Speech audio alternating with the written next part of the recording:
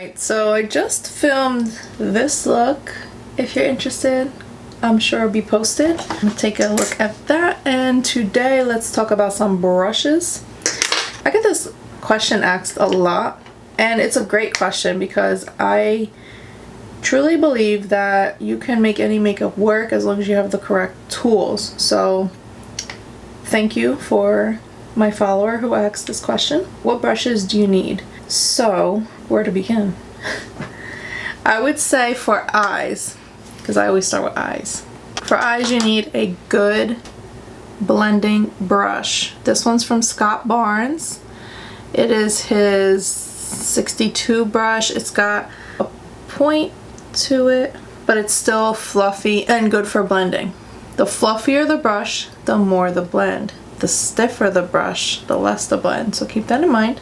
You want to have like at least 2 or 3 blending brushes, and you can see here they are blending brushes, but they're different. Scott's has more of a point, and then this one's more fluffy and it's smaller. This one's from EcoTools. I've had it since the beginning days 8 years ago. So EcoTools is a great brand of brushes, along with Scott Barnes. Real Techniques is a great brand. Sigma, oh my god, my Sigma brushes. If you're balling on a budget, even bhcosmetics. I have some like really old bhcosmetic brushes and they're still kicking. So, and they always have sales. And you definitely want a pencil brush or a flat definer brush. Flat definer. So this is going to be for your under eye. You can even do like a cat eye with the flat definer if you wanted to. I like more of an angled brush for that, but you can make it work if this is all you have. And this is actually for eyebrows, but you get the idea. The pencil brush, so the flat definer brush helps you not, like if you're gonna put black on your lower lash, it helps you to not go crazy with the black. You kind of just like stamp it on and it gives you like a nice crisp line. And this is also so you don't go crazy on your under eye, because it is literally a pencil brush. It is pointy and it's still fluffy, but it's more on the pointier side, so you can go in and really blend in here. Because if you go in with like a bigger brush like Scott Barnes, you may go down like too low. Like you see how that takes like half of my space in here. So that's why I would recommend those brushes, because of the size. It's smaller, it'll be more precise. If you want like a regular eyeshadow brush, like a shader brush, something like this is cool too, just to pat on any color on the lid. You can use this for your brow bone as well, but personally for like shimmer shades, I like to use my fingers. We all know that. You want a good foundation brush. I know everybody is on this kick with, you know, like the beauty blenders, the wet sponges. They're great, don't get me wrong, but you can't use a damp beauty sponge for every foundation, because if you get an oil-based foundation, you can't use a wet beauty sponge. It's just going to separate, because water and oil don't get along. So yes, if you want to invest in a beauty blender, they're like what, $20, $25? Maybe they're $30 now, who knows. Go ahead, but just be mindful that you can only use that for your water-based foundations. Foundation brush, I like the Sigma ones, but I've actually really been loving the Sigma Kabuki, but I've really been loving this one from EcoTools. It's also a Kabuki brush.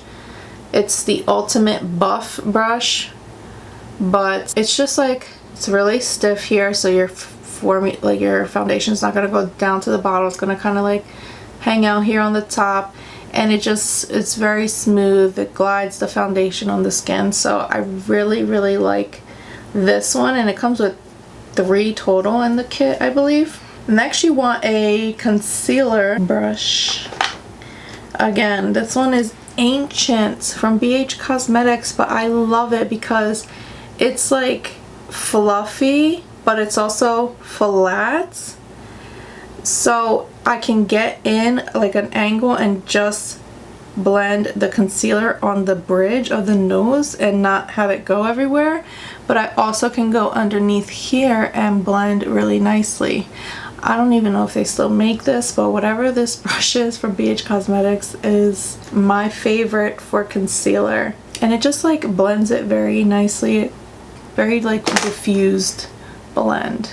I love it because I can use it for all of my highlighted areas. What else? Oh, girl. If you want to invest in a brush, Scotty. This I use for contour. This is the bomb.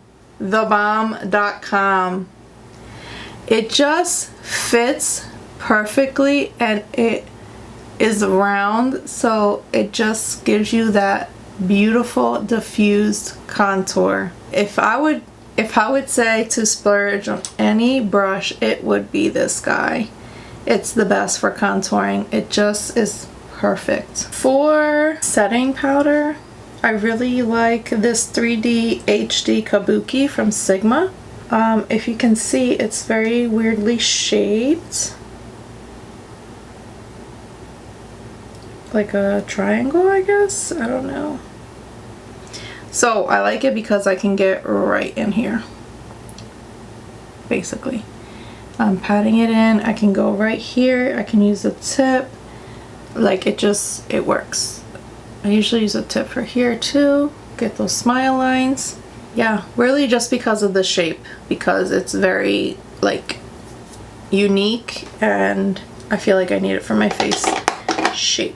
When it comes to like bronzer and blush, I find that like big fluffier ones are better for me. This one is a Morphe brush, the E52. I use this for bronzer.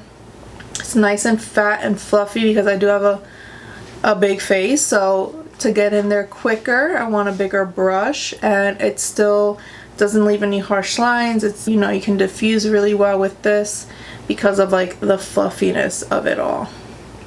And then Mr. Scott Barnes here came out with this fan brush number 66, and I don't know what it's used for, but I use it for blush. I love this for blush. I don't know what it is, it just blends it so nice. Like he's just a genius. He came out with like bomb ass products and I just love it. But yeah, it picks up the powder really nicely, and it blends as you go. Like as you're applying it, just blends it for you. It's really nice. And I feel like maybe because my face is big, you know what I'm saying, I got a big ass head, it's a good size for me. For highlight, I have this Morphe brush. Y'all know I'm not really a fan of Morphe, but sometimes they do have good sales, so I'll try it out. And I had to try it out to have an opinion on it. So if you want like a fluffy, more long-haired brush for highlight, because it really gives you a nice softer application, but still the long bristles grab the product really nicely, and then you apply it on your skin. And last but not least, another Scott Barnes, but any brand makes this. This is a dual fiber brush. I like this in case I put too much blush on. Oops, I put too much blush. I go in and I blend with this guy. This is really just a blending brush, kind of like to melt it all in together. I think the dual fibers obviously is what gives it like that soft blend and kind of melts it all together. You're gonna invest in some tools, but if you invest in good tools, then if you're balling on a budget, just use drugstore makeup. ColourPop is always so inexpensive and they always have sales. NYX is a great brand. Anything L'Oreal is fantastic because L'Oreal makes the high-end brands. I believe they make like Giorgio Armani Cosmetics, Urban Decay. So anything L'Oreal is top notch. Maybelline is a great brand. Yeah, so just invest in your tools and they're gonna last you. If you buy like more expensive brands, they're gonna last you longer than the Morphe ones are. So just keep that in mind. And yeah, I don't think I have anything else to say on the matter. Thank you guys for watching and I'll see you in my next one.